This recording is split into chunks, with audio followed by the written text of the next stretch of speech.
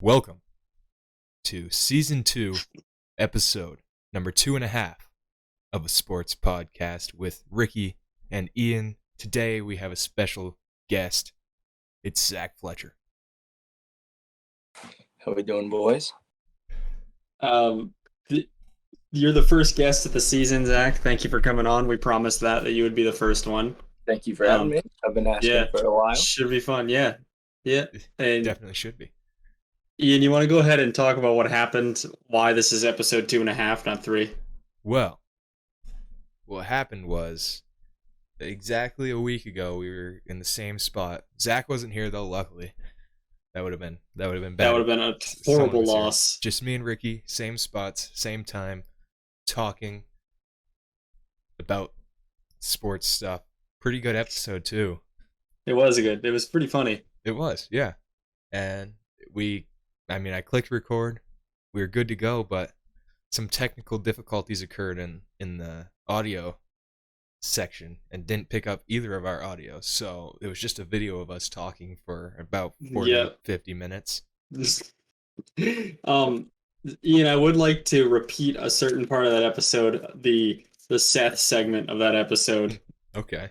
Because Zach was there for that. So yeah, we'll talk about that later if we get the chance. Yeah. Don't let me forget. We'll do that. He deserves the airtime. Yeah, he does. But should we talk about? Wait. No, we shouldn't talk about that yet. Before we jump into that stuff, not really much going on in sports because basically, well, again, NBA Finals. I think I said that again last time. Not much going on in sports as the NBA Finals is probably currently going on. That shows how much we care about basketball. Is it going on? Here. Is it going on, Zach? You kind of follow that somewhat, don't you? I typically do, and I've been kind of keeping along, but I haven't caught any games. Yeah, I haven't either. Aren't the Bucks up 3-2? I think they are. I believe so. Yeah. Yeah, that's all I know. Yeah. And I think. Yeah. Did the Suns start out 2-0? I think so. Yeah. Well, they lost 3 in a row. Really? Yeah, not great. Anyway. For a little, I've been following it. I don't know for sure. Yeah. Not great. Don't know, don't care. In other sports news, John Cena's back in the WWE, but more importantly, the Red Sox and Yankees series this weekend. What a crap show. Man. Yeah, I mean, it was, first of all, it was supposed to be a 4-game series starting on, I think it was the Thursday after the All-Star game. And what did the Yankees decide to do? Get COVID. They just... Yes, Aaron Judge decided to test positive. And most notably Aaron Judge, and then completely cancel that game, which probably led into the decision for game 3 of that series in the rain to keep playing. Hold on a second. There definitely needs to be some sort of investigation into the Yankees for that whole game 3 there, because what they decided, okay, game's supposed to start at 7:00, right? Mm-hmm. And there's rain in the forecast, but it's not raining, so they decide we're gonna push the game back to 8, not raining. Clouds. I mean, I saw a picture. It's like the clouds were a little clouds were gray. They weren't dark or anything. They were just gray. Nothing. You don't delay the game when it's not raining. No, you play. You play what you can. And what happens over that whole hour, Ricky, of the delay? What happened? What do you think happens? No rain.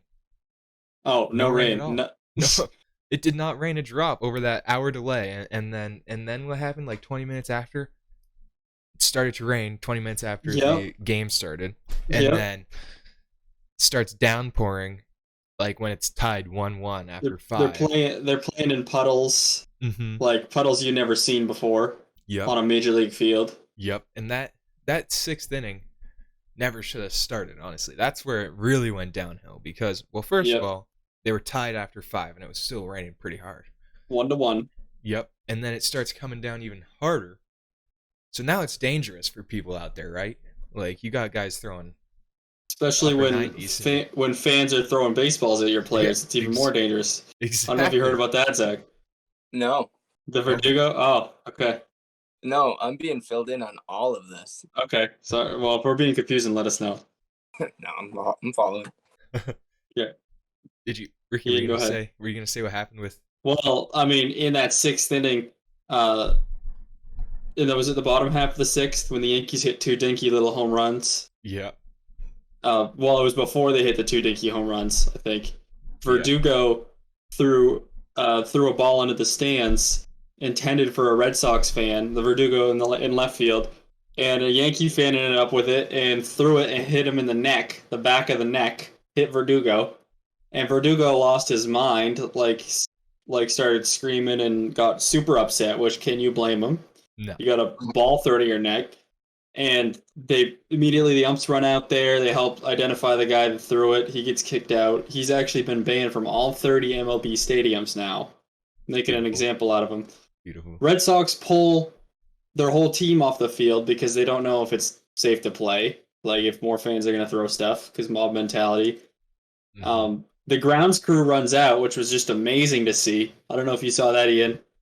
Did you see the Yankees grounds crew go crazy? Like, grounds crew, dude, we're talking 15 guys throwing dirt, and tamping, and I'll just say when I first saw the video of their grounds crew, I thought like I think that game was on Fox or whatever, or was it? Yeah, I think it was Saturday. So yeah, I thought Fox was like just showing like the rerun and like speeding it up or whatever, but that was like that was real time. Yeah, that was real time. They were absolutely moving. They were moving 100 miles an hour. That's you can put that on the top 10 grounds crew moments of the year, I bet. Ricky, you must have been so inspired watching them. What Jonah told me was far more inappropriate about how I would have reacted to seeing that. But anyway, keep going, Ian. Basically, they call the game after 6. Yeah, they call the game after 6. They decided to finally call the game. Yeah, after the Yankees take the lead. That isn't the Yankees' call, or that's the MLB's call. Supposedly. But if there's anyone the MLB wants to win and keep in longer, it's the Yankees. So, Zach, you know what this reminds me of? What's that? I don't know. This reminds me of that exhibition game you played in Caribou, where as soon as Caribou went ahead, they called time limit. Yeah, just about. It's the same idea. It's Yankees, Caribou, same thing in my mind. They are. Same way. Yeah, that's what the Yankees, who had lost the first 6 games of the Red Sox that season, 7, first 7 games of the season series they lost. To win their first one, they have to play 6 innings in the pouring rain and get 2 tiny little home runs to go up 3-1, then throw the tarp on the field and hope the MLB calls it, which they did. Yeah, cheap way to win. And also I forgot to mention that the decision to delay the game, that's fully up to the home team. That's fully up to the Yankees. So that was all on them. That's why there should be an investigation. They knew that the MLB would probably call it because the minimum. What is the minimum? 5 innings for it to be? 5, I think. Yeah. Yeah. So they had played 6, so they knew they were like, oh, the MLB will probably just call this instead of suspending it. Yeah. Listen, Ricky. Correct me if I'm wrong. Wasn't there one time a while ago? I feel like I heard that it was like a rainy day in Boston or whatever, and it was like, but it wasn't like wicked bad, and like the Red Sox went up to like the owners and like the I know exactly what you're talking about. Yeah, and they're like, we're playing this game. It was 2004. Yeah, and they weren't gonna play the game, but they went into Jason Varitek and whoever else went into Terry Francona's office and said, we're playing. I actually have a picture hanging up on the wall right here from that game. I'm sure you'll recognize the picture. You can see it.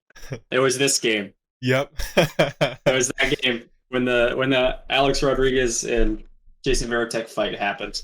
Yeah. But yeah, so that's the opposite end of it. The Red Sox they wanted to play. Exactly. Yeah, they want to play baseball. Yankees, no, let's do whatever we can to win, even if it's unethical. Yeah, because I mean, there's no way they're beating the Red Sox any other way, except for they did beat the next night in 9 innings. Yeah. Red Sox were terrible with a bunch of AAA players. What was up with like I don't know how closely you really watched the whole series, but what was up with all the Yankees outfielders like just getting injured all the time? I saw a couple. Yeah, I saw an inning where a couple of them got injured. Yeah, and then one of their outfielders in the first or second game of the series tore his ACL, making a catch. Yeah. So I mean, I don't know. Aaron Judge, the injury-prone guy, gets COVID, so they get a bunch of new outfielders, and they all just start getting hurt, filling in his shoes, I guess. That takes me straight to my idiots on Twitter segment. Does it? It was of course in a reply to a Jared Carrabba's tweet, who was basically calling out the fact that the Yankees won a Little League game, basically a 6-inning game. They won a Little League game, 6 innings. And the person who is a Yankees fan, he's got a Yankees profile picture, says, "You are losing to a 4th place team. Not a smart time to be cute." So think about that for a second. He's a Yankees fan, but he straight up calls his own team out by saying you are losing to a 4th place team. he's trying to make a comeback, trying to make himself look cool and tough on Twitter, and he just buries. He just roasted his own team. Yeah, he's just like, our team sucks. Basically, like we're not going. Which they do. I don't know. I know, Zach, you said you haven't been paying much attention to the MLB, but the Yankees are bad this year. Well, I do know that much, yeah. I mean, that dinky little home run Gleyber Torres hit in the Little League game, that was only like his 3rd of the year, and I thought he's supposed to be some like superstar. 3rd of the year, really? Yeah, I think that's what it was. But then I think he had another one the next game, so he might have found it, which is bad. Hopefully that little 6-inning game wasn't what just absolutely turns the Yankees season around. Sparks him, yeah. Hopefully not. That would be extremely unfortunate. Anyway, we got anything else to cover in terms of the MLB, or anything else? Not really. I mean, Pete Alonso won the home run derby again, and we did talk about this last week. Red Sox got the number 1 ranked prospect in the draft at number 4. Missed out on Leiter though, and Vladdy Jr. won All-Star Game MVP, and now here's the second half of the season. So. Baseball. Yep. Baseball feels like every few years like this, the Red Sox are good. It's just an occasional thing. They're at the top of the division, dominating. And it's usually starts after they finish last in the division. True. I mean, except 2018. 2018, they were first in 2017 too. Yeah, they were good for a couple years before 2018, and then the 2018 they just finally put it all together. Yeah. Speaking of home runs, Zach, you know it's coming. I have a good guess. Little League in the Mapleton Days tournament. Oh, jeez, we're going straight to that. See, I knew that was coming. I just got to get it out of the way. I thought you were going to talk about the men's league at first, but no, that would have hurt too. But that was more of a fresh wound. We got to get this one out of the way. I got the book of that game right here. Oh, Ricky, take it away. No. Why? You take it away. You. Okay, fine. I'll take it away. What was the score going? What was the score going into that? I'll give you. This is the second game of the day for Buck Farms on June 28th, 2014. Second game of the day. We lost the first game of the day to Construction by a score of 19-6 because we pitched Nate and Tyson, I believe. So, and then I think Doyens you had played the night before, and lost. That was our second of the day. No, I don't think so because. Well, maybe you played her before we did, but was Pearlie's in this tournament or was it just a 3? I don't know. I don't. If it was your second of the day, it was not because we played back to back. Anyway, we scored 2 in the first. Who pitched this game? Ian pitched the entire game. Yeah, I pitched the entire first. I don't have any positions. For your team or pitching stats, but you probably did. We'll go. I do want to say I do remember it being a pitching duel between me and Ian. Yeah. Yes, it was probably you because you were pitching in the 6th and had only given up 4 runs to that point. We scored 2 in the first. You scored 3 in the second to go up 3-2. We scored 2 in the fourth. Or you scored 1 in the third. You're up 4-2 actually at one point. We tied it in the fourth. Okay. At 4. And then going into the 6th inning, we had due up Nate, myself, and Ian, the big 3, 2, 3, 4. And Nate reached on a walk. I reached on a fielder's choice somehow. And then that takes us to the moment. The moment. I was on first. First and second. Are you sure it was first and second? I think it was second and third. Wow, it's likely. Maybe we moved up on.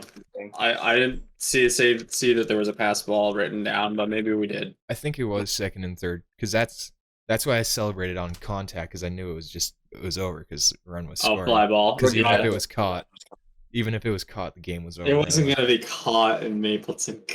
Yeah. Hey, I caught a ball out there my first year. Championship game against Griffin Jarrett. I made a play. Hey, really? There you go.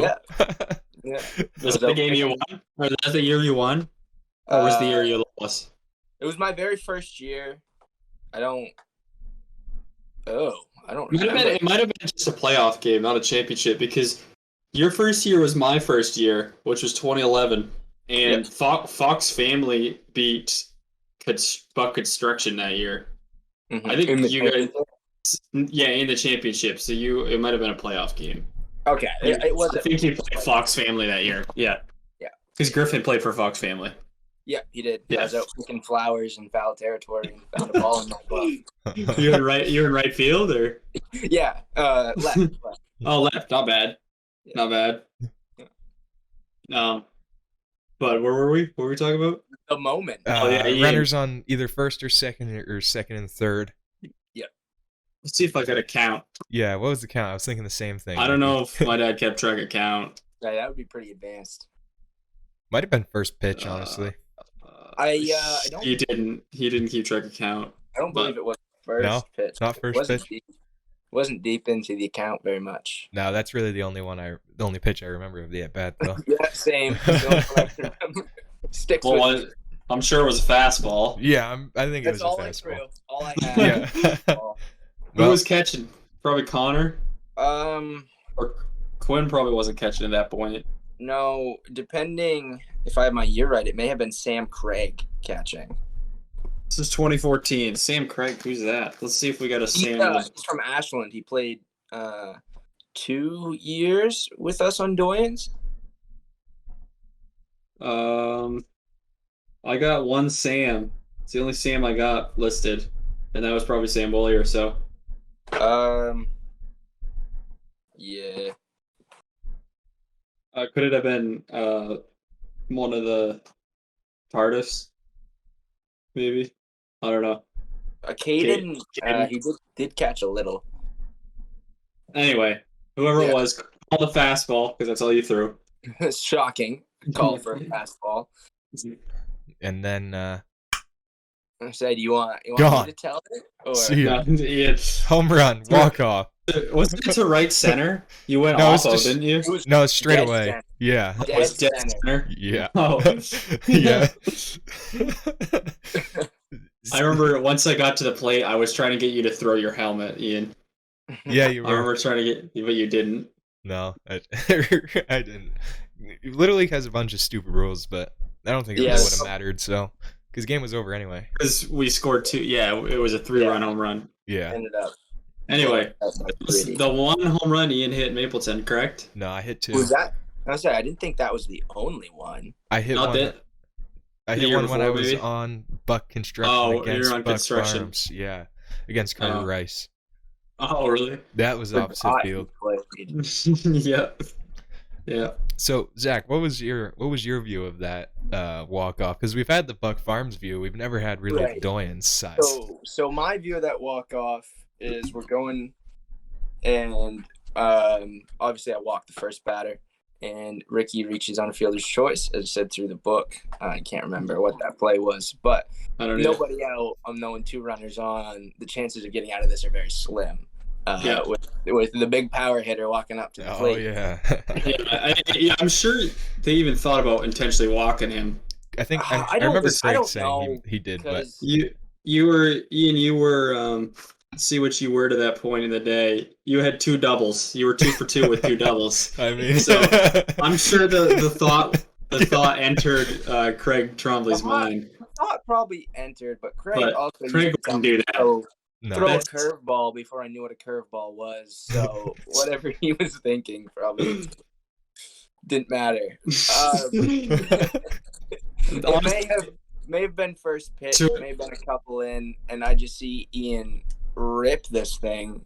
No doubter. I had no doubt in my mind that it's going dead center into the potato field behind that field, and I didn't care. It was a hot day.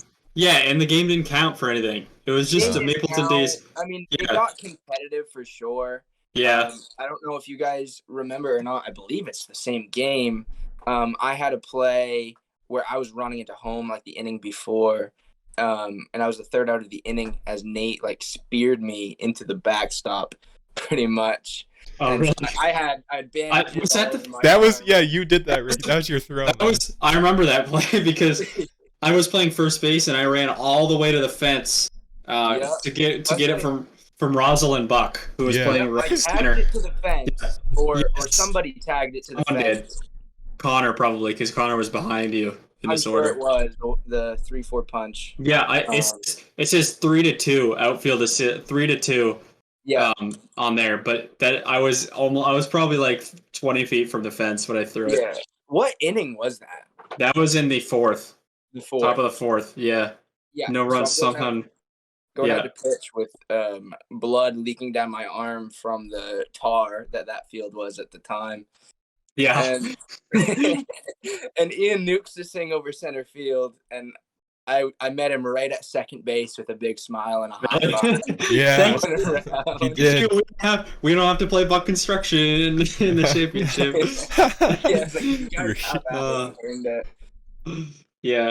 That was the first home run I'd ever given up, though, so that kind of stung. But yeah, I'm sure. It happens. That game was also the game, Zach, I was telling you about when we were talking about Keenan's sunburn on Saturday. Oh, yeah. It was the game where Connor tried to throw me out at the plate from wherever he was, deep shortstop, and it got me right square in the back where I had just gotten a 2nd-degree sunburn the day before because I didn't wear sunscreen for like 4 hours in the river, and it was bad. Jeez, Ricky. What were you doing, man? I don't know. Swimming in the river. I don't remember. Not wearing sunscreen. Yeah. See, that's why I wear sunscreen nowadays. Yeah, so much sunscreen. All in all, a really painful day. That was. It was a painful day all the way around. And we played 3 games in a row.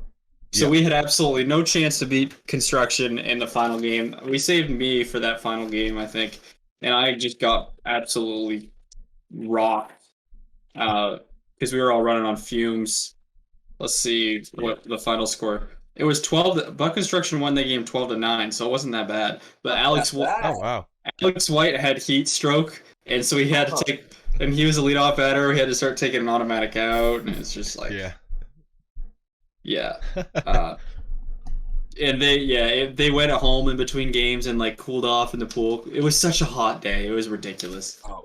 But actually, I bet I could look up, see what the temperature was that day. There you go, Ricky. I bet it was close to 90. You gotta find some stuff this way. This is how you find out stuff. What's Mapleton's zip code, Zach? Tell me. You would know. 047. 047. Sorry. 57. Yeah. Here we go. And it's June 28, 2014. 7 years ago. Wow, 7 years ago? No, not Brazil. I mean. Yeah, that's not. Oh, I don't think that's accurate, Ricky. Brazil.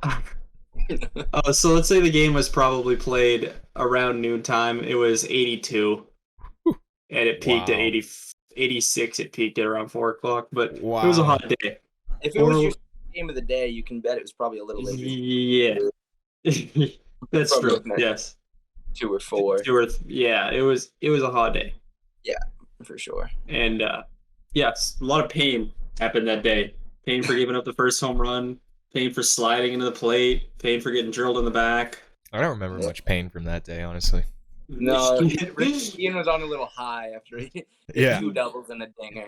Yeah, I didn't even know I hit 2 doubles in that game. That just, how many RBIs did I have that game, Ricky? Can you tell? I don't know. I can't tell with RBI. Well, I could try to take a guess. Maybe you could guess. Yeah. I mean, at least 3 from the home run.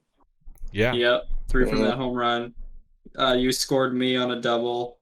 4. You scored me on a double twice. So there you go. 5 of 7. Actually, and then possibly a 6th. Alex White scored somehow 6 after of just 7. Reaching.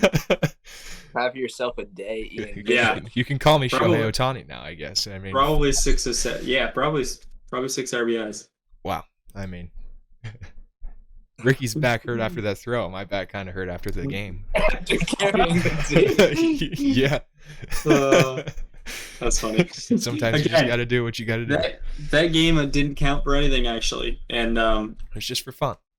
We've talked about this season a lot on the podcast because we went 8-2 despite having probably the worst roster in the league. Buck Construction was just so stacked that Ashland. Buck Construction was just so stacked that year wasn't fair. But we won't get into that. Actually, the next year was even worse from what I've heard. I wasn't there, but I literally quit the league for like 2 weeks. Really? Yeah. 2015 was that bad? Really? Yeah, me and my dad were so fed up at the beginning of the season that I didn't miss any games, but all the like preseason practices and stuff. Just Anyway. Yeah. That does it for the Mapleton Little League segment. Do you remember the one time we played? We've been on a team together, I think, just twice. It would have been my freshman year, Zach, your and I freshman year of JV. We were all on a team, and then that last year, mine and Ian's last year, Little League, the travel team. And there was also is there a pony league? No, there's also one. I'm sorry, Zach. There was also one game after that. It was against Old Town in Caribou.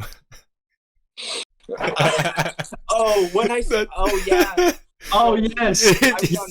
Zach gave up another home run. You guys needed some pitching, and so I found out I was sent to the Wolves. He pitched 7 innings, gave up like 14 runs. 14 runs. We lost 23 errors made in the game from our defense. Yeah.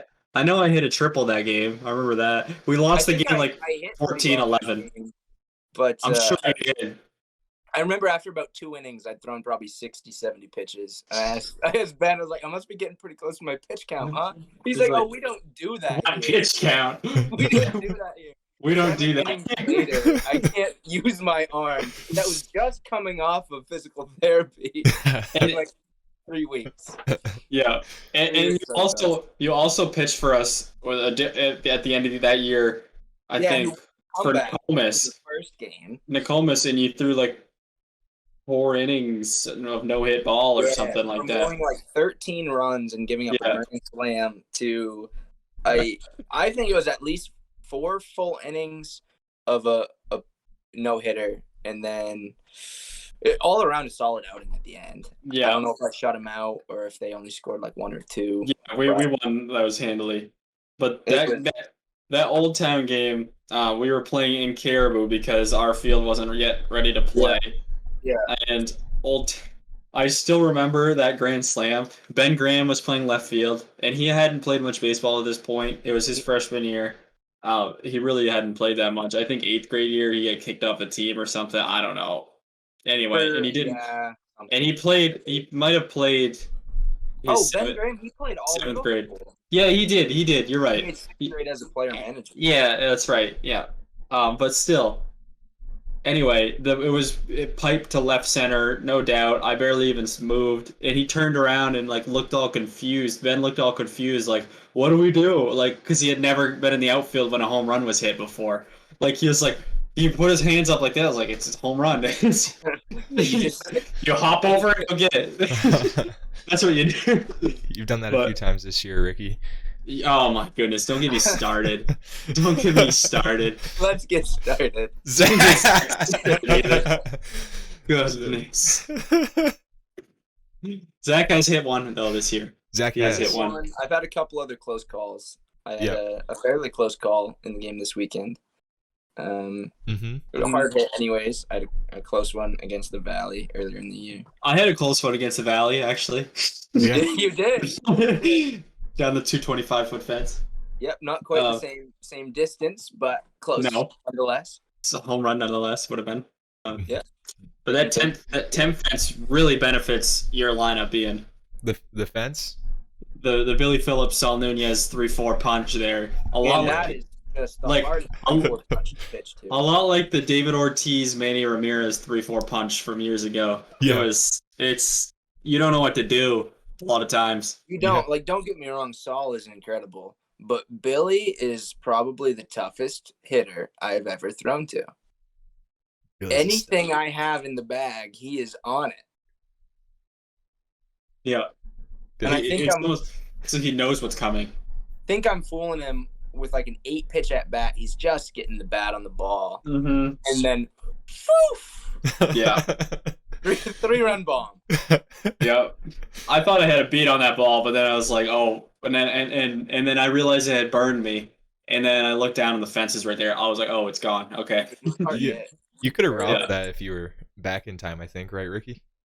If I was what? If you got to the ball in time, you probably could have robbed that, right? No, I wasn't robbable. It was too deep. Really? I think it was a little too far. Yeah, it was too deep. I thought it was like a wall scraper, honestly. But if I didn't, if the fence was not there, I still would not have caught it playing at that depth. Right. It burned me nonetheless. But you would have been playing deeper if that fence wasn't there too. Yeah, right. You can look at with the normal field. But it was the first home run that year out of all the ones that we have given up that I probably would not have caught. And I think that makes the 5th that you guys have hit off of us. That they have hit off of us. They have hit. Does another team hit? I think the Caribou hit that blooper one. Total. I've given up 2. I gave up that one to Billy, and then was it Mason Huck from the the Cardinals? One Mason Huck put over. I think so. Yeah. Very short fence. Yeah. We've hit 5 off you. Billy's hit 3 and Saul's hit 2 off you. Well, off you guys. 4 off were the team. off Goodwin. Yeah. 4. Yeah. 1 was offset. Yeah. They went that game though. That was pretty insane when they hit they both hit 2 home runs and they hit back-to-back home runs once, I think, right? Yeah. They did. Yeah, just shooting down. We were down. We somehow ended up winning that game too. Yeah. Yeah, I think the spark was it the 3rd or the 4th inning where we put up like 6 runs. Yeah, we tied it. We came all the way back and tied it, I think. 6 or no. We took the lead. We were down 4-0 and we went up 6-4. And then they tied it with a 2-run shot, 6-6, and then Chance hit a bunch of people and made it 8-6, and we won. I don't think I've ever been as hyped as a baseball player as when I hit that. When you hit that home run? Yeah. Oh yeah, that is when the home run came. So excited, I almost fell over first base. Actually, you were pretty hype when we took the lead against the Cardinals this weekend. I was pretty hype. That was pretty hype. Were you? Yeah. What happened, Zach? What'd you do? What was the play? So it's just scored. That's all. Scored on a hit, I think. So what happened? You got on somehow, Ricky. I don't remember. It was that. Okay, so yeah, I what did I do? I hit it to shortstop, and the shortstop buried the throw, I think, and the first baseman couldn't pick it, and I reached, and that's when the first baseman started talking to me. That was the last at bat I had. Yeah, and then I stole second. Walk. Yes, I stole second, and you walked, and then we both moved up on a pass. Ball, and then who was hitting by now? Was it probably Ben Goodwin? Yeah, it was Goodwin. A little shot back to the pitcher or something like that. Or was it a swing and bunt, and he threw it away? Throw to first, hit Goodwin in the helmet. That's right. Yes. And you went into right field. Yeah. I was trying to be heads up and took home on the same play. And we both were so excited. We didn't know what to do. We just awkwardly. Didn't even connect on anything. We were looking for couldn't decide on a chest bump or a shoulder bump. We ended up just jumping.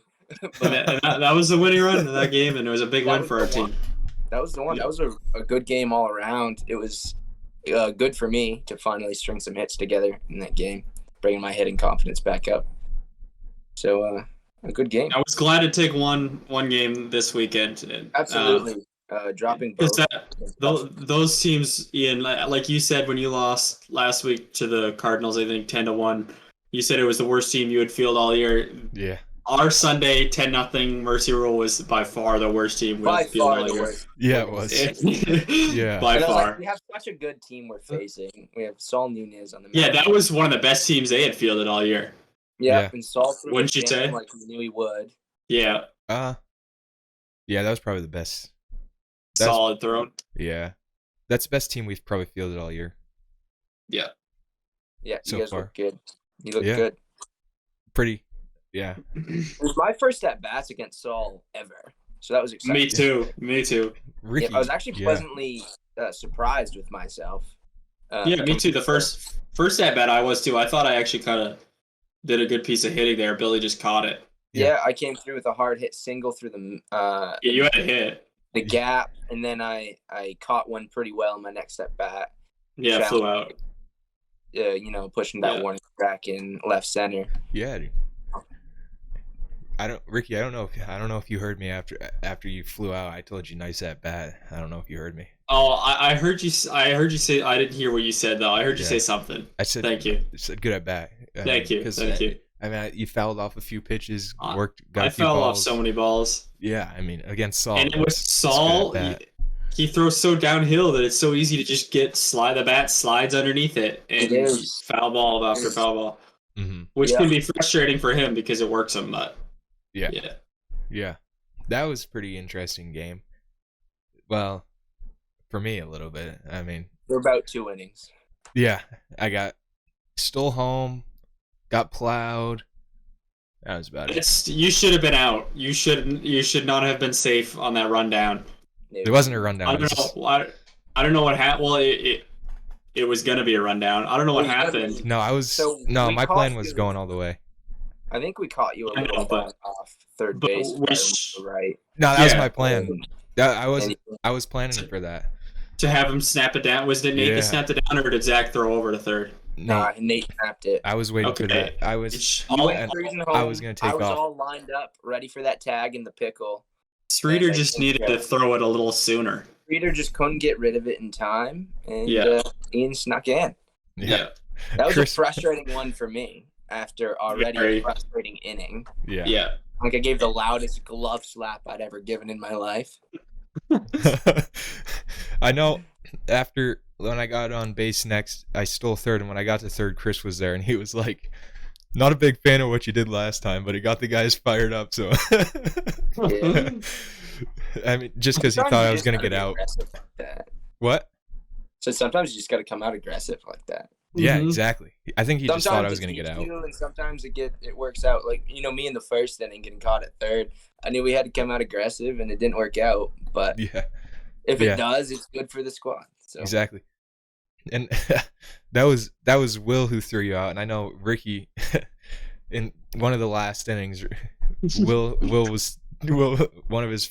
of Will's friends came up, Keenan, right? Keenan, yeah. He's just like easy out, and then Ricky just stands up. He's like, "Is that Will talking trash?" And Andrew goes, "Oh, Ricky makes one play, and now goes right to his head." But yeah, Will really chirping from center field? That's interesting. I couldn't stop laughing. I hear Ricky. He's sitting next to me on the bench, and he says it like 3 times before he stands to the fence. Is that Will chirping? Right? Is that what I hear? That's funny. No, it was a fun game. If we're gonna lose, we were gonna lose eventually. Our winning streak was gonna end because of the teams we were having to field. I'm glad I would see you guys, but I wish it wouldn't have been a mercy rule. Like I would. Yeah. Well, in hindsight, I think I told you this morning, Zach, or whatever. I wish I would have asked Frank to say, "Can we just forfeit now and just play the rest of it for fun?" Because everyone would have. We could have pitched Will and Nate for fun, or Ian and Ricky. Or Ian and Ricky. Yeah, honestly, my arm was hurting anyway. I think going forward, if we were competitive, I was putting in a new pitcher. to take over for myself. So yeah, probably Frank, but yeah, no, it would have. Anybody. Yeah, I should have asked Frank, but I was too frustrated with the call at first to. It was a frustrating way to lose. Really, that's how it's going to end. We knew we were no longer competitive in the game, but I'd rather lose on a clear-cut single or something. Exactly, and not to mention I wanted a third at bat. I only had 2 at bats that day, so yeah. But sometimes you just gotta take the L and move on. That's how it I mean, every team this year, no matter how good, has taken one on the chin. So it was just our time. You're right. Yeah. Yeah, we're missing, probably at least 3 of the better players on our squad, if not the 3 best. And we were all tired from the day before. Jesus, Brian, and Ben. So yeah, all 3 of our shortstops. All 3 of our shortstops. Man, you guys are really disrespecting Frank right now. Well, he's our number 4 shortstop. He's the emergency shortstop. I don't think Frank's feeling any disrespect right now. Frank's, I'm just trying my best, man. Every time he asks me when he knows he's going to play shortstop, he asks where I'm playing. I'm like, shortstop. He's like, you said first base, right? All right, I'm going to first base. Hey, I'd have played shortstop if we needed. If worst came to worst in that game and Frank had to pitch, I probably would have been. Up and take shortstop. No, if you think about it, if you would have had to have Frank relieve you in that game, you can't play short. You're a lefty. I would have had to been don't play short. Have you not seen me in Sunday Night, Ricky? That's disrespectful. No, it doesn't work. Okay, in real baseball, it doesn't work.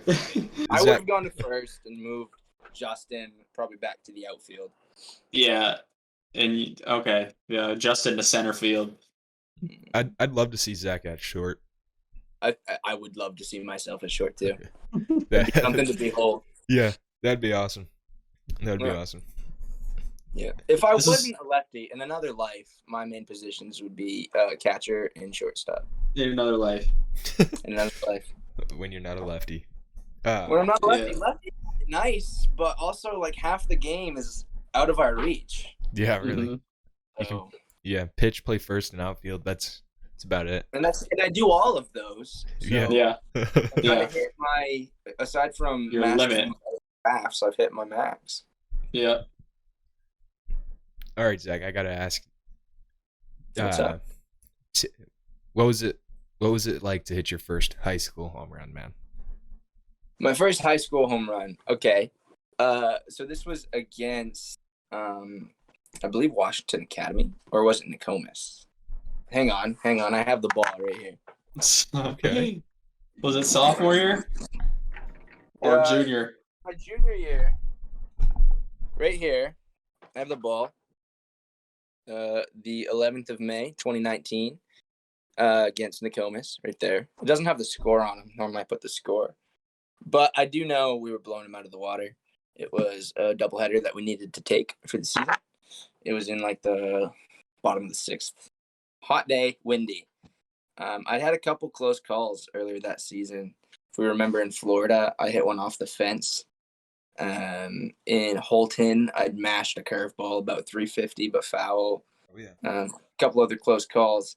And I'm not up there looking to hit hard. I've been hitting straight pop-ups all season, trying to catch more of the ball, working on that. And I just get a hold of one. They throw me an inside pitch. I crank it. Did the wind help me? Depends who you ask. If you ask what's it matter? Absolutely. Of course, Dakota never hit a home run in it. Well, he may have hit one in Mapleton, but in his own words, he has the power of a third grader. His words, not mine. What's he talking crap for? And me too, Dakota. But I hate to say it. I ain't talking crap about the wind. Yeah, unbiasedly, I think it's probably a wall scraper. Maybe off the fence without the help of the wind. With the wind, it pushed it to that, 10, 15 feet over the fence that it did travel. I think one of the funniest moments from that is everyone coming to meet me at home plate, and then Andrew Hewitt picking up my bat and holding it to the crowd saying, "This bat hit a home run." Well, just celebrating with me. That's funny. Yeah, he actually did that. Yes, he did that. That's pretty funny. Honestly, I never knew about that part. Yeah, no, That's it was funny. a good moment for me. It was. I always knew that I had sneaky pop, and it felt good to finally really get a hold of one and send it over the fence. Because I'd already sent a couple. I think the furthest ball I've ever hit was against Caribou in a night game, like 3 feet from center field fence. That ended up being an out. So, cracking one and getting the RBI for it felt nice for sure. Yeah. That was your only one? It was my only one. I didn't get a senior year. He would have had more. He would have had more. I like to think so. I was in pretty good shape then. Coming into the senior year, I was a lot stronger than I was my junior year. So a lot of what ifs about that senior year. A lot of we what didn't ifs. get the lineup. What would the lineup have been? It's just we probably would have been pretty good with the talent. We would have been the best out of the 3 years that I would have played. Yes, I think we would have been an 8 seed or higher that year. Yeah, we've definitely had some talent in the years I spent on varsity, but we always felt like there was something missing. I feel like just other towns had more talent at the time. We just hadn't got that. Yeah. Because we had that huge senior class. We didn't get to play that last season with it. Whereas other towns, my sophomore year stepping up, it was guys that I knew throughout the leagues that I'd played in, but had never really worn the same jersey. Yeah, we didn't have the chemistry. Those years. For sure. We probably would have had that last year. Yeah, that was a tragedy. Yeah. I try not to dwell on it. Yeah. I can't dwell on it. But I always will. I'll always hold it with me. I always will.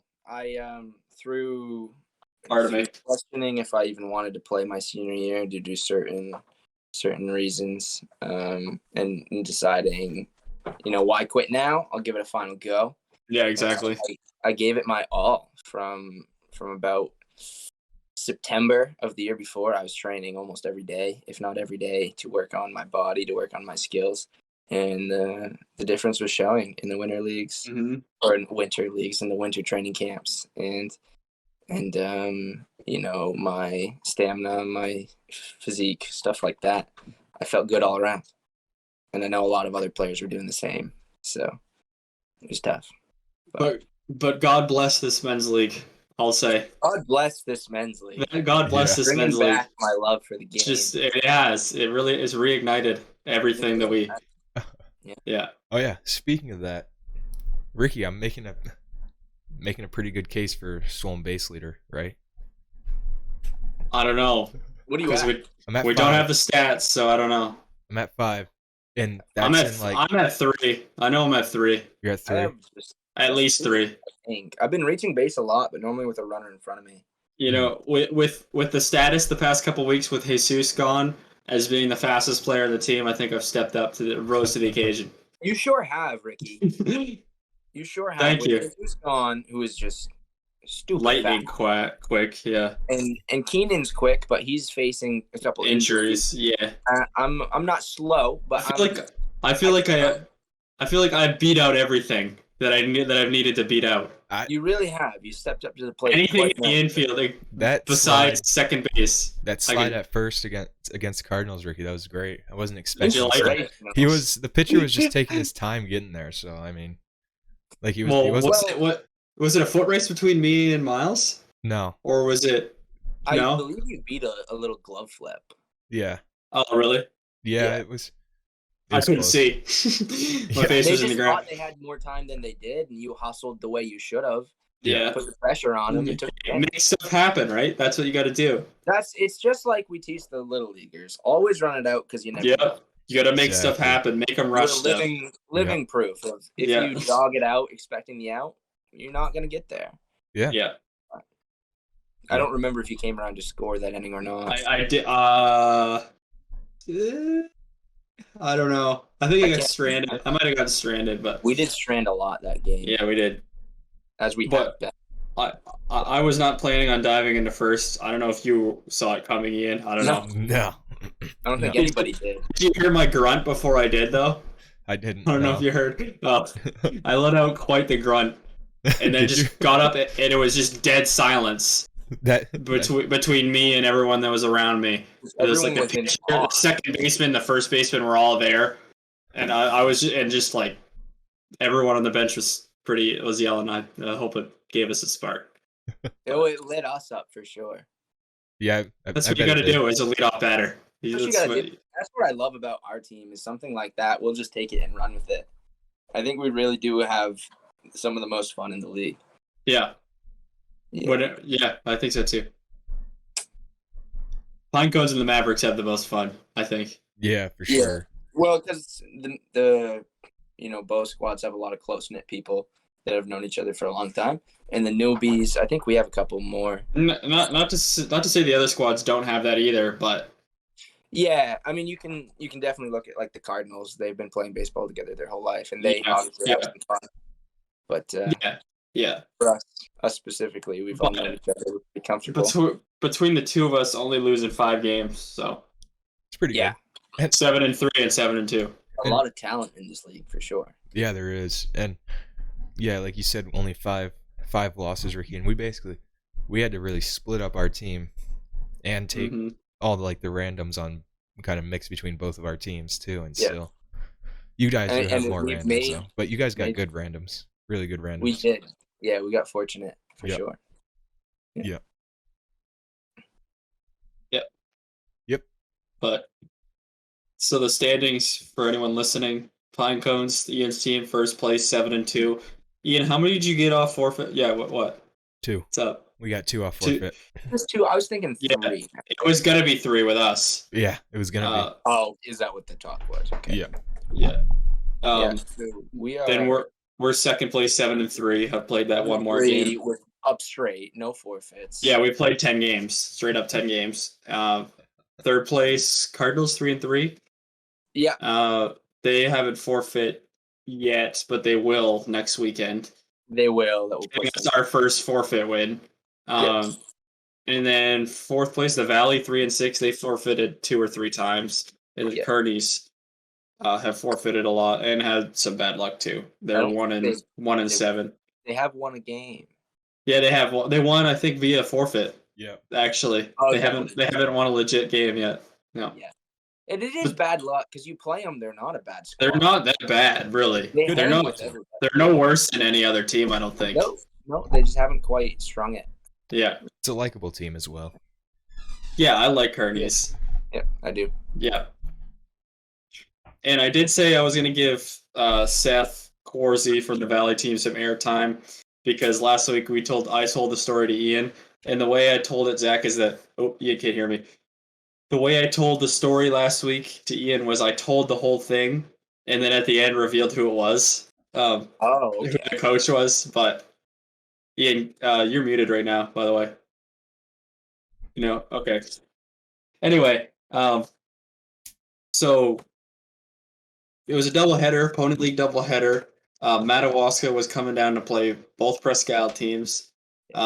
They played Cushman's Zach's team in the first game. I think they beat you 7-3. 6-3 or 7-3. Yeah, they were fresh, and you guys weren't prepared. I don't think because you didn't think they were going to be this good. Yeah, like both PI teams have been kind of ruling the league for what we've seen, and I think we came out underestimating what they were going to give us, and they took advantage of it. Yeah, and they were well coached too. Sure are. Very well coached. And then in between games, I was going up to go ask Seth, the for those who don't know, the pitcher in the men's league, probably throws mid-80s. Throw some gas. He pumps some heat. Pumps some cheddar. Also happens to be the Pony League coach of the Madawaska squad. Which was a nice surprise when he walked in. It was a nice surprise. Yeah, it was cool. We were like, hey, wait, that's Seth. Yeah. At first I thought it was someone else from their team at first. But then I saw the shirt and I was like, oh, that's the guy. The shirt, and it was the chain that did it. Yeah. And so I saw him running in between games as I was going to ask, and before I didn't even ask why they were running. I just asked when they were ready to go, and he was like, right now. And then he went right in and told me why they were running, saying that they were saying some inappropriate things within earshot of a little league team from Caribou who called their rec director and told him about it, and Seth obviously wasn't having it, and he said that wasn't even the real punishment. The real punishment came after the second game, in which they lost to our team 9-4, and they just started. He asked us. Did he ask you, Zach? I don't know if he asked. I know he asked.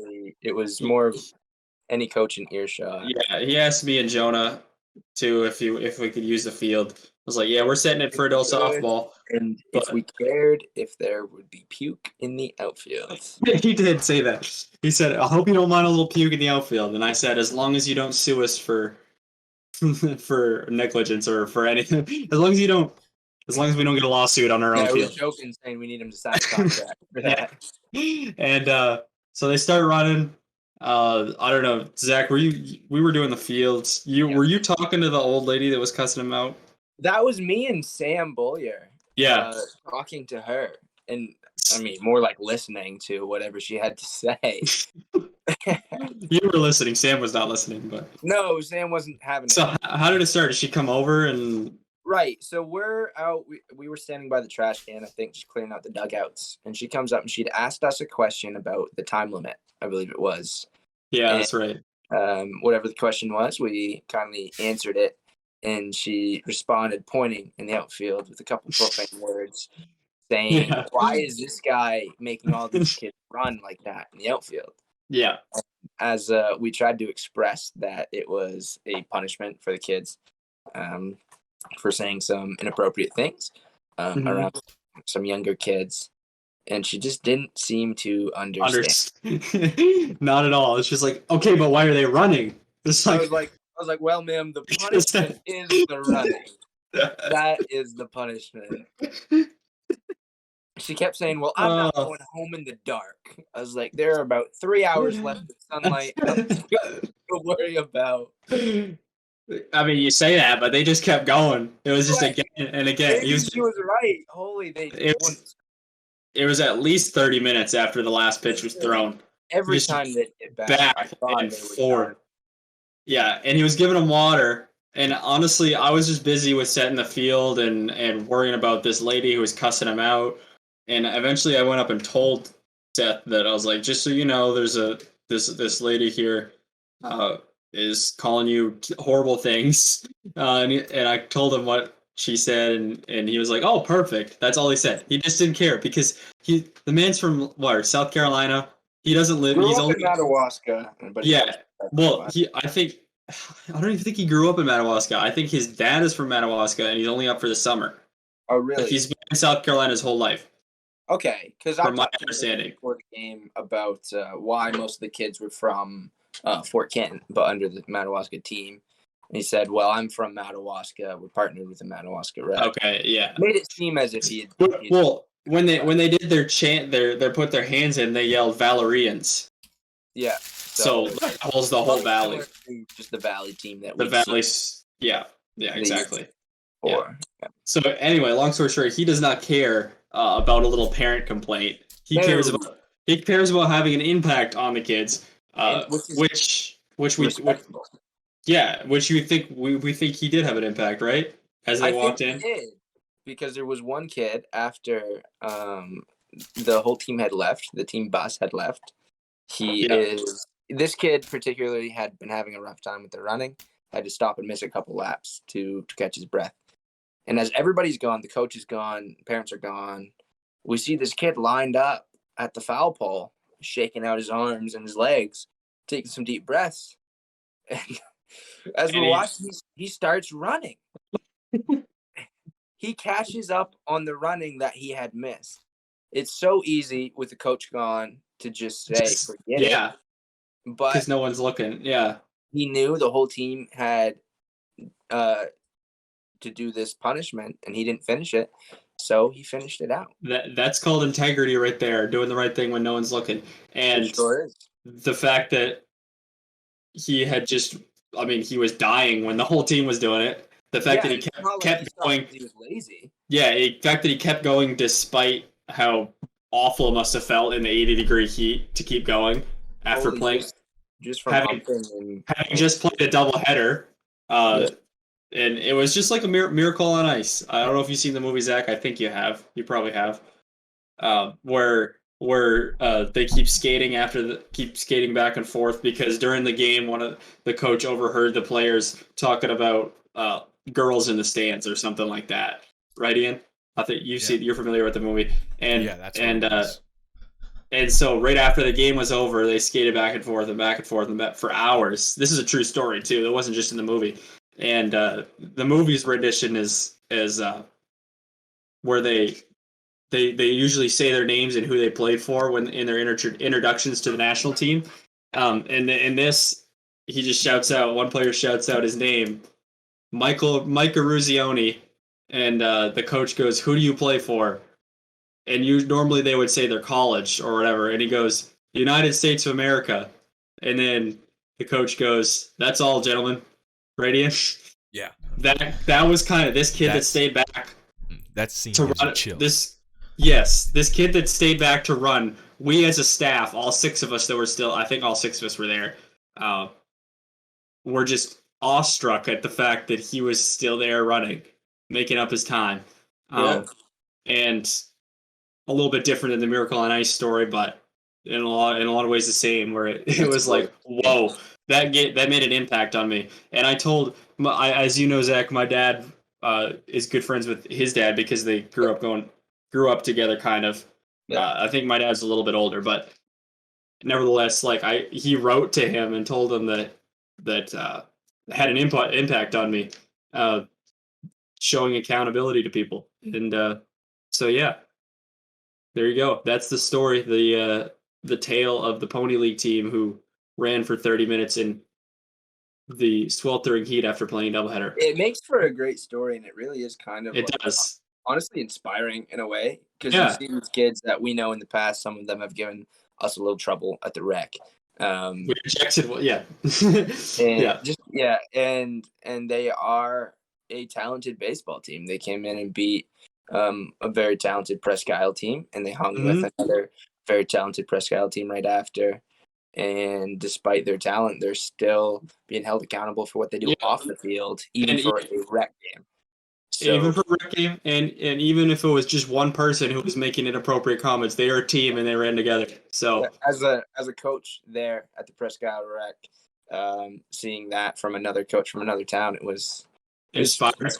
And it really makes you want to be more to push the kids more, even though it's just you up. Yeah, that's the bar now. That's the standard. It's a good outside example of the impact that those coaches absolutely, and that however you run it is the impact that they keep with them. So definitely you want to step up to the plate a little more. Yep, absolutely. Ian, you have a trivia question? Do we need to do trivia, or do you want to just end it right here on this good story? Ricky, we always have to do trivia. Okay. I don't really have one for Zach. I didn't even think about it. I don't have one for Zach either. All right, you can. That's because I know everything. Should I ask? Oh, actually, I could ask one to Zach. Go ahead and do that one first. This one's gonna make you think. I'm gonna give you a 5-second. No, I'll give you a 10-second time limit because it's what. Ricky, that makes me. That just reminded me of something. Did you make a rapid fire segment? No, I did not. For having Zach. Oh, that's my favorite segment with guests, man. Sorry, I haven't done that in a while. I love that one. You like the rapid fire segment? Yeah. I don't have anything. Well, I could do an old one maybe with the same questions. Okay. Yeah, it won't give me any advantage because I haven't seen many of those. Okay. All right. Well, so here we go. This is only for Zach, right? And then we kind of talk about our own later. Yeah. Oh, that one of them we already talked about. Favorite home run story. I'll go. What? Yeah, I'll go. Here's one. Best sports movie. Best sports movie, in my opinion. Mm-hmm. That is a toss-up to me between 42 or $1 Million Arm. Those are good ones. I actually have not. Go ahead. I think we were just talking at the rec about how you have not seen it. I have not. I haven't seen $1 Million Arm. It was one of my favorite. I'll have to watch it. You haven't, Ricky? You should. I think you would really like it. But 42, I've seen probably 42 different times. Okay. Such a good movie. I saw it in theaters with my dad when it came out, and I own the movie. Yeah. Nice prop. It's got to be up on the list. It's a classic. Yeah, a lot of lessons in that movie too. Favorite athlete or favorite baseball player growing up? Okay, growing up, I was big on Dustin Pedroia growing up. I was big on David Ortiz. I think my favorite had to be Jacoby Ellsbury before he switched to be a Yankee. Thank you very much, Jacoby Ellsbury. Yes. I had posters of him all across my room. Yeah, he was great. I remember tears running down my face as I ripped those posters off when I heard the news. Yep, I was devastated as well. I actually have a spot on my headboard, a little cubby of. It was labeled. I labeled it when he was still in the Red Sox, the Jacoby Ellsbury Museum, where I had, those little models that you.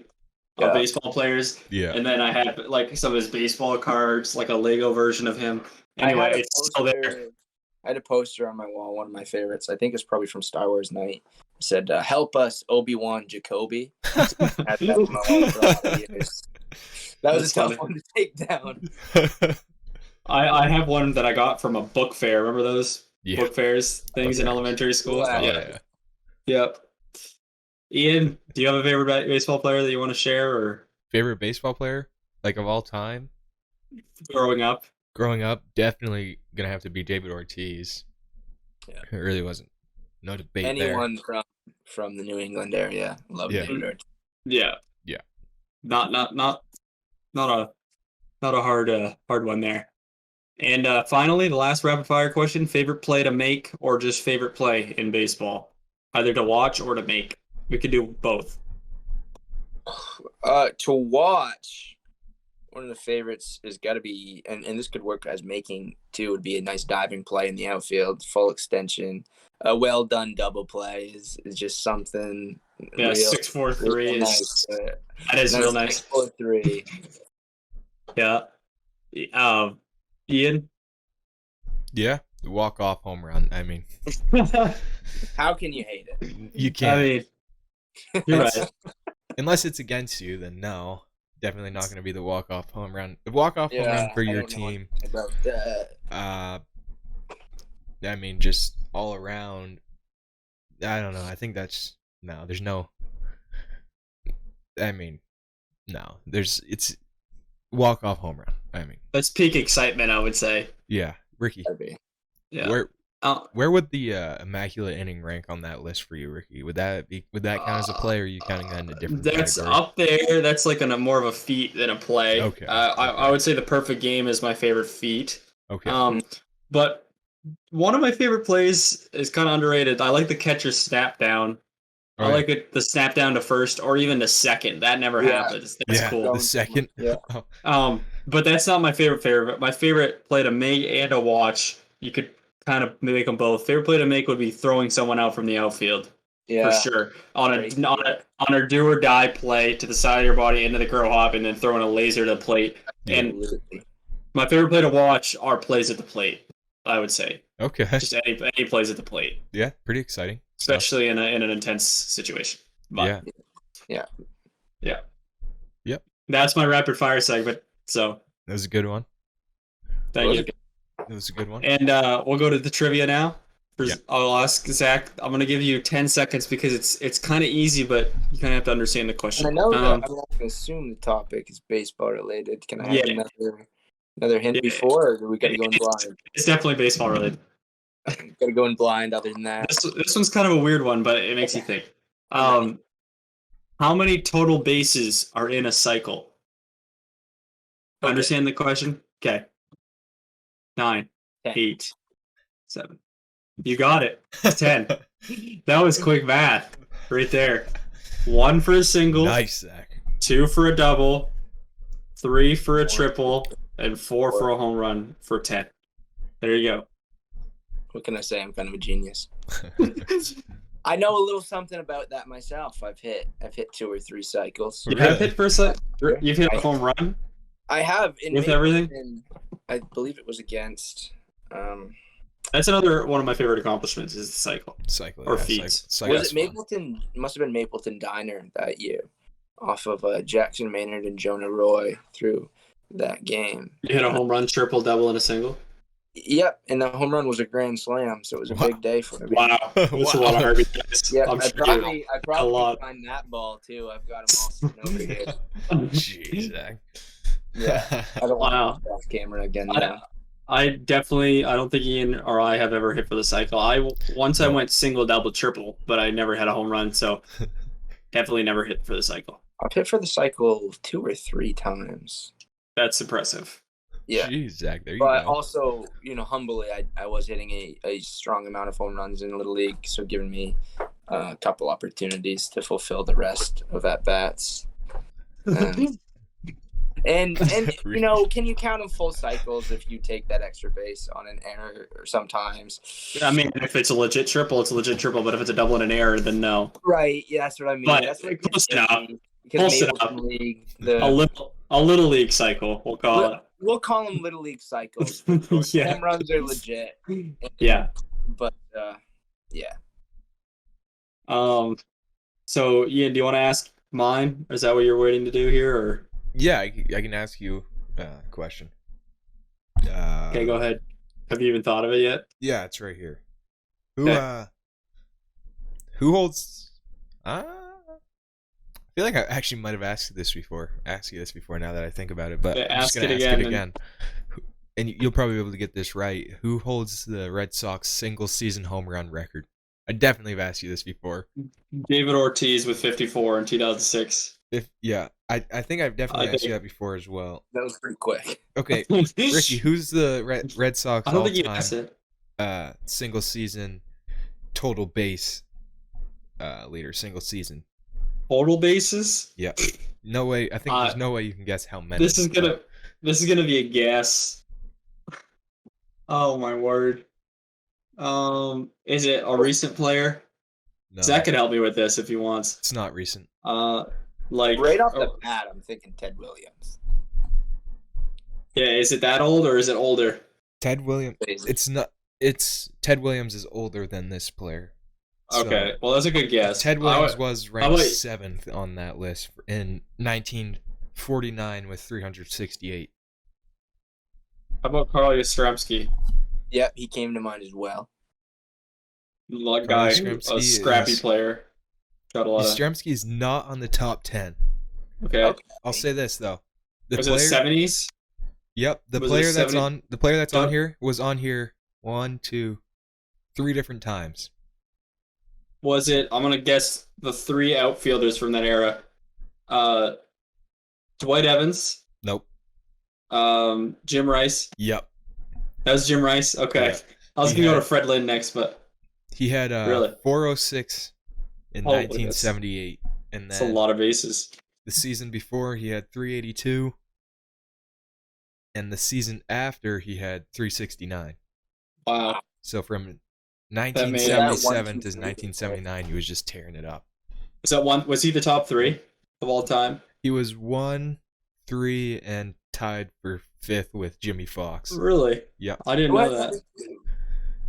What? Have that right there. Who was number 2? Number 2, Jimmy Fox. Jimmy Fox. 1938 with 3. So this is Red Sox franchise record, right? Yeah, Red Sox. Well, what would MLB be? MLB?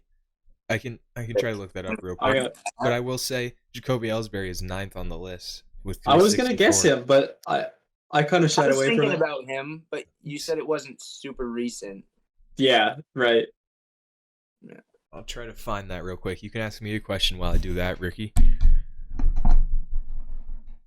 Okay. Last week I asked you, who the episode that never aired, who has the most walk-off home runs in MLB history, and the answer to that was Jim Thome, with 13. So this week I'll ask you, who has the most pinch hit home runs in MLB history? Ian? I You guys should have heard of this guy. My first guess is because he's from Maine. He's from Maine, really? Mm-hmm. That's probably a big hint right there. Well, my first guess was, I just have to just guess this guy. Maybe he's not based off this year. Is just Pablo Sandoval. There's no way he isn't number one for pinch hit home runs. Panda.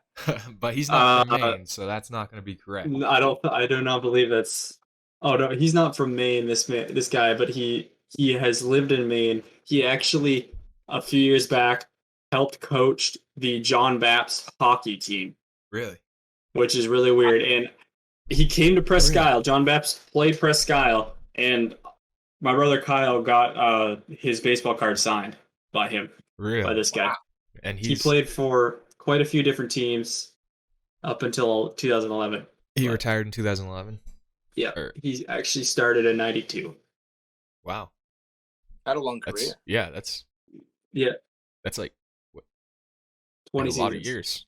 That's 19, 20 seasons. Yep. Wow. Okay. And he played for 1, 2, 3, 4, 5, 6, 7, 8, 9, 10, 11, 12, 13 different teams. Crazy amount. Working his way around the whole league. Did he play for the Nationals? He did. That's who he retired for.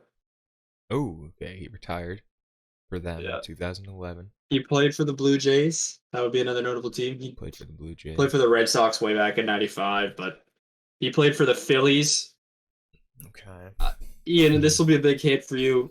I won't say the name because it's a broadcaster's call. Joe Buck calls this, and it happened in the 2008 playoffs at some point. Oh. And the call is the guy's name, and then rips one into the night. I don't know if you know. If that'll help you. No. Oh, no. Okay. Recognize it. I think I've heard it. I've heard it, but I just don't remember the name. Yeah. Rips one into the night. Yeah. Oh, what team was it? Do you want the answer?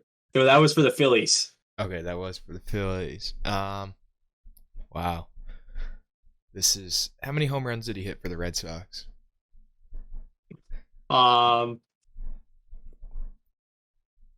in 39 for the Red Sox. 39 games, hit 1 home run. Hit 1 home run. Yeah. Yeah. So, how many career home runs did he have? He had. Where's the stats? He had 23 pinch hit home runs, which is the all-time record. Let's see how many total home runs he had. I don't think I'm gonna get it. All right. Well, the answer is Matt Stairs. Have you heard of Matt Stairs? Yeah. Okay. Yeah. That's the answer. It's Stairs rips one into the night. That's the call. And he's from. See why he had ties to Maine. He's from Canada. Yeah. I remember Frank talking about him before. I think he lived in Bangor. He lived in Bangor for a long time. Oh, did he? Yeah. Anyway. Wow. That was my trivia for the day. It's a good question. Tough one. Sorry if it was too hard, but no, that's not too hard. We live for those questions, Ricky. That's why we're here. If you have anything else, Ian, do you? Nope. I don't. Do you? I don't have anything else on the agenda. Zach, you have anything else, man? We could sit here and tell stories for hours. So. We probably could, yeah. That's how it's been with every guest that we've had on, just about, but especially with you, because baseball stories pour out of you. Yeah. So many. We just barely touched the surface. Yeah, we just tip of the iceberg. Yeah. But thank you for joining us, Zach. That was a fun one. That was an hour and a half almost. Yeah, absolutely. Yeah. And of course, you're invited back for the trivia special too, which I'm sure you'll do pretty good for that. But yeah, ladies and gentlemen, thank you for listening to season 2, episode 2.5 of a sports podcast with Ricky and Ian and Zack Fletcher, our special guest. See you next time on a sports podcast.